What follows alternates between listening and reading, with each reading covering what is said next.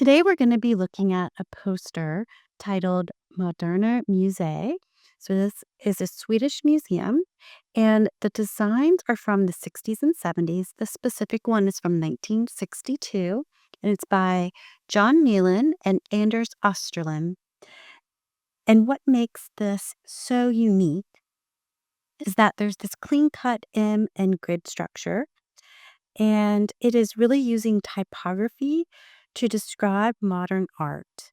It was a visual experiment using the M from the museum's name, and it promoted a exhibition, which was a series of modern works held by the gallery. And so there was this idea that these letters could represent how only a part of the modern art collection was being shown at any one time, and also to just be a commentary on the aesthetic of modern art in general. So let's see how we could recreate this kind of technique in Illustrator for any kind of design we wanted to create today. You can get the PDF of this poster to use as a guide as you're learning this technique. And I actually have it as a bottom layer in Illustrator. On a new layer, you're going to use your text tool, and we're going to use it as a line of text, which is a single click, and we're going to type in a capital M. We can switch to our arrow and shift click from the corner to expand it. We are looking for the font AK Akzidenz Grotesk Next Bold Condensed.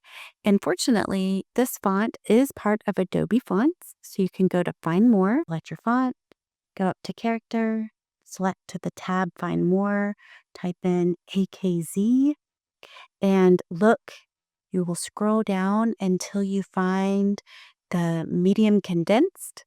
Then click the icon to the right where you can add it to your installed fonts, and we'll go from there. Then you're going to pick a color that allows you to see it on the design, and you're going to want to scale it down so it fits the design.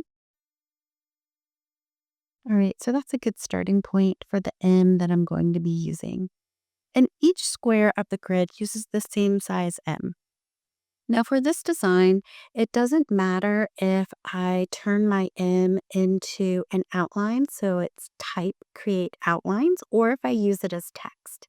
However, if I was going to be sharing this file or printing this file, at some point I might want to turn my text into shape so that there isn't any kind of issues where this gets open somewhere else and the font isn't installed. So to do that, you can always do type, create outlines. And now I have a shape instead of type. All right, so let's start with the square. I'm going to go ahead and build it here. And I have the fill as pink.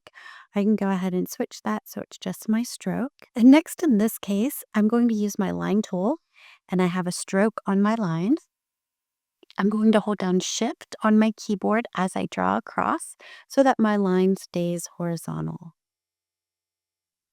I can duplicate my line by holding down Alt Option on my keyboard and dragging it down. I can draw my next line, and I can always arrow it on my keyboard into place. And I can rotate, I can duplicate and move over again as well. All right, so once I have these aligned where I want them, I can drag across and select all of my lines. Now I actually might want to zoom in because it doesn't look like I actually have this line aligned where I want it. Okay.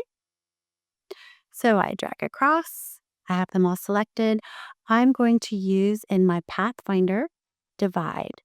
And what this will do is make individual shapes and also get rid of the pink lines that are outside of the box that I had.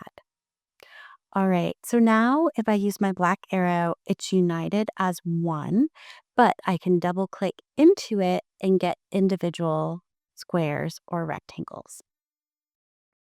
I am going to say edit copy, edit, paste in front. And with that copy, I'm going to make it black. And then I am going to lock it. So if I open my layers, I can see which layer is active. It has this red square. I'm going to lock it and hide it. So I'm going to use that later. All right, now comes the fun part. I am going to zoom in and place my M. All right, I'm going to grab my grouped pink lines that I divided, and I'm going to say Object, Ungroup All. Now, if I click off and come back, each rectangle should be its own shape now. So now I can grab just this rectangle and just this M and use Object, Clipping Mask, Make. And what this does is it puts the M inside the box. I'm going to use the same size M for all 9 of these instances. So I'm going to go ahead and duplicate it a few times so I have it. All right, so next I'm going to take the M, take the square, take the large grid, and say Object, Ungroup All, and then click off. And what that does is it makes each one of these rectangles its own shape, no longer grouped to the rest of them. So now I can shift click my M and this first rectangle and say Object, Clipping Mask, Make. So now the M is actually in the clipping mask. So let's do that to the next item in the grid. So I grab the rectangle and the M. I might make sure that my M is all the way to the bottom. Grab it, Object, Clipping Mask, Make. You can see it crops it off. All right, so I'm going to duplicate my M again. Now on this M, I'm going to rotate. So we have our rotate tool in our toolbar. We can also click R on our keyboard to activate it. Then we can rotate our letter.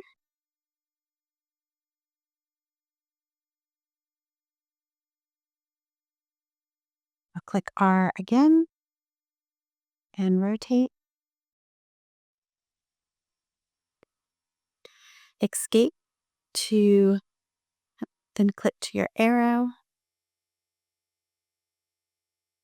All right, so now I can use the rectangle and the letter, Object, Clipping Mask, Make. Now what you'll notice is once you make a clipping mask, the stroke that was associated with the rectangle disappears. And that's why we made a copy and put it on top. That's the black lines because we're going to use that. All right, so we're going to continue along with our M. All right, we're going to use our rotate tool, rotate. And the beautiful part of this poster is that there's no sizing changes.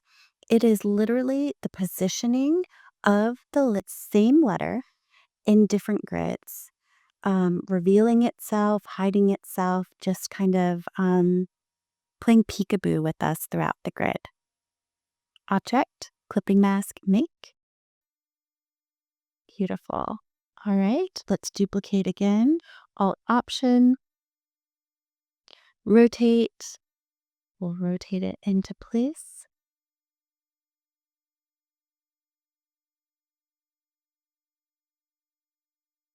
Select with the Shift my rectangle.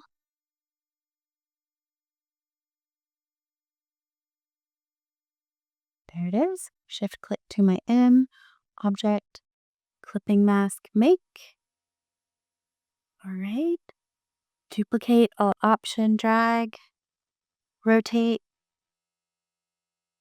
Shift keeps it at exact angles. So this is 100% flipped, right? So if I hold down Shift, it helps me get to that alignment.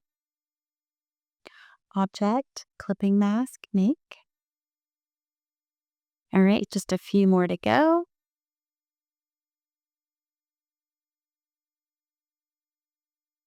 You'll see an example of the illustrator and creative director in the photo to the right where they're posing. This work really put the museum on the map as well as them, and really was important in the growth of their ad agency. All right, we have made our grid. So now let's move to the bottom banner. We'll use a line of text this time.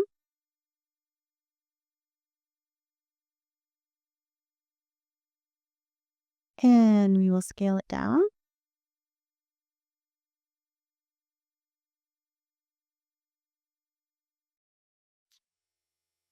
And we'll give it a color so that we can see it. And I'm actually going to give it a stroke so I can see the sizing a little bit better. What we notice is the kerning between these letters is not quite right, and that the thickness doesn't look quite right. So this might be just a medium or perhaps a different variation in the font family. So to adjust kerning, you put your type tool between two letters and you go into your type character and you'll have a kerning area. And you can individually move a letter into position. So whenever we have text as a headline, or especially when it's a logo type used as an identity, then the letters have almost always been adjusted at least by kerning. So you can come in and again, you're using your type tool, you're looking for that flashing vertical line, and then you can hand adjust and take control of where your letters are. All right, so that's the kerning. And I encourage you to go ahead and kern across and find the font that is as close as possible to what's here. All right, then we'll go ahead and do the second line.